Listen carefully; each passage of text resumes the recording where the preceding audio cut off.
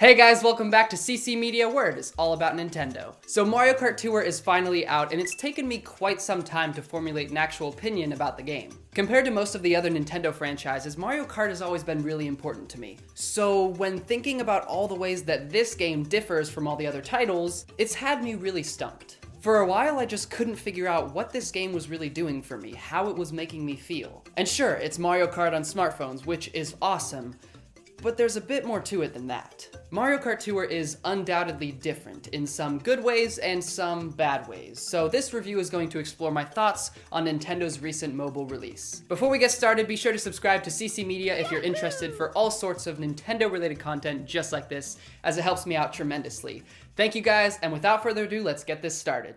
Right off the bat, I just want to say that there's a lot for me to talk about here. My opinions on this game come from years of experience with the franchise, which I'm sure is the same for many of you. So I'll try to prioritize the important stuff while pushing aside the useless junk, like, what's the point of a coin frenzy when I only end up with 13 coins? However, I will save some time in the end for nitpicks like this just for fun, so be ready for that. Mario Kart Tour is a weird game. I keep convincing myself to love this game, then the game convinces me to hate it. To me, Mario Kart Tour does best what it was advertised as. It's a Mario Kart game for smartphones, and I still get giddy when I hear that.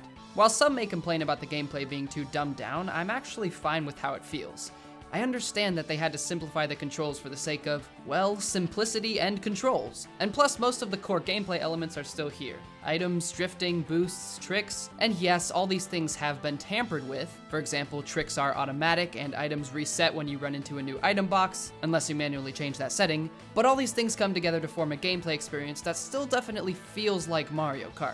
There are even some new gameplay elements here that I think tie well into the smartphone idea by not making the controls harder, but rather introducing new strategies for how to play. For example, I kinda like how using certain characters on certain tracks gives you more slots for item boxes. It takes an interesting spin on the whole double items idea. I also appreciate what they were going for with the character-specific items, even though the balance is pretty off at times. But that's always been something I've wanted them to bring back since Double Dash, so maybe now that they're experimenting with it here, it could be back in the next official console Mario Kart game. Also, I am surprised by the tracks they included here. I wouldn't have imagined a lot of these courses to make it in, mostly due to their sharp turns. Given the game's simplified approach to the steering controls, I would have expected tracks with bigger turns and less exciting elements. But tracks like Dino Dino Jungle, for example, include some pretty twisty turns and narrow pathways. Also, look at Yoshi's Circuit. Here's me when I played through it the first time. Yeah, I could not make these turns. Also, I'm liking the new tracks that they're adding, but I haven't gotten to play many of them yet, which leads me to my biggest problem with the game. The way this game is structured nearly ruins the entire experience for me, and that is no exaggeration. Mario Kart is awesome, but strip away the gameplay and the result is a ridiculously confusing, gross, clunky menu system that, after hours of playing the game myself, I am just now starting to somewhat understand. Okay, so the general structure of the game is as follows, and keep in mind, I've tried to make this as straightforward as humanly possible. Okay, here we go. Tracks are divided into cups, though most tracks are repeated multiple times. Certain characters, karts, and gliders will give you benefits on specific tracks. Each cup contains 3 main races and a challenge stage that requires you to do some sort of mission, like hitting a certain number of Goombas. After each race or mission, you get a score depending on how well you did. This score improves the level and points of the character, kart, and glider you were using. It also gives you Grand Stars, which allow you to unlock new cups. You can also get coins throughout the races, and you can use these coins to get new racers and gear from the daily selects in the shop, which, as the name implies, changes daily. You can also get coins via Coin Rush, accessible by paying rupees to up your coin multiplier a certain amount.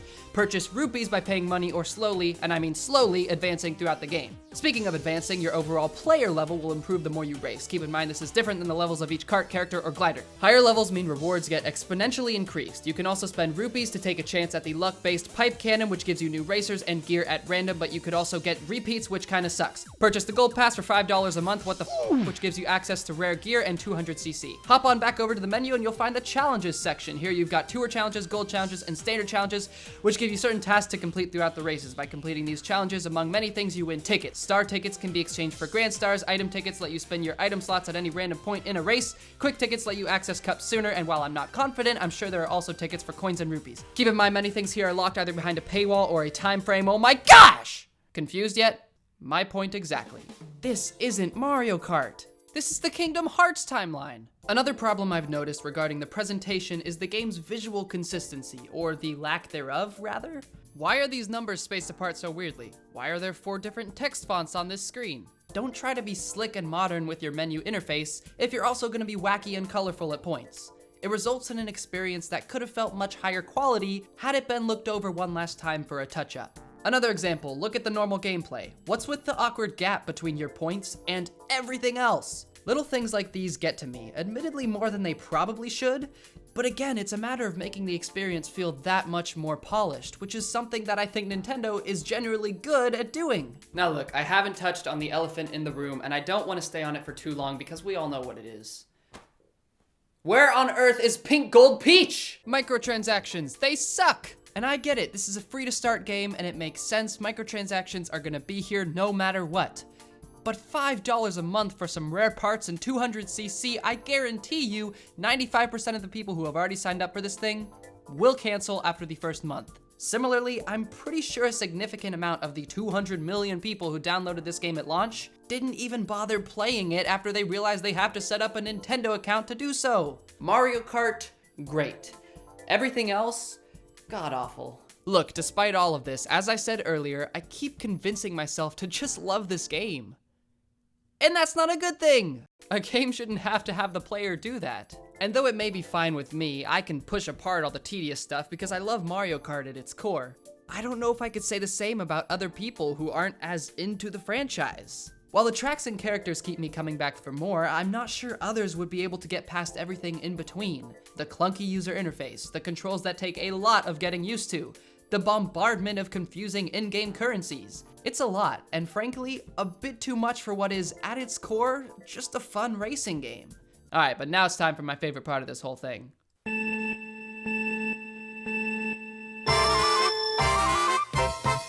The game tricks you into thinking you're racing against real people. I prefer the drifting mode of steering, but it's a little tough to make small adjustments because every single turn sends you in an outward drifting motion. It is way too easy to accidentally press the rear view camera button. Speaking of, why is it so zoomed in? You can't even see anything.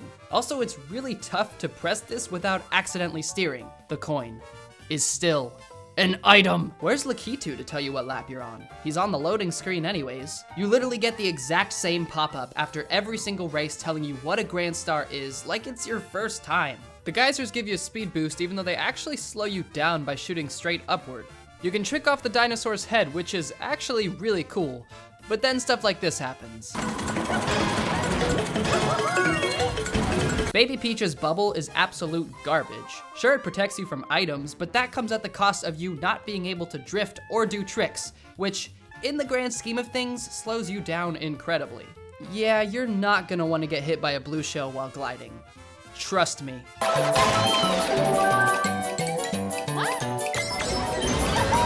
New York Minute should have just been New Donk City, right?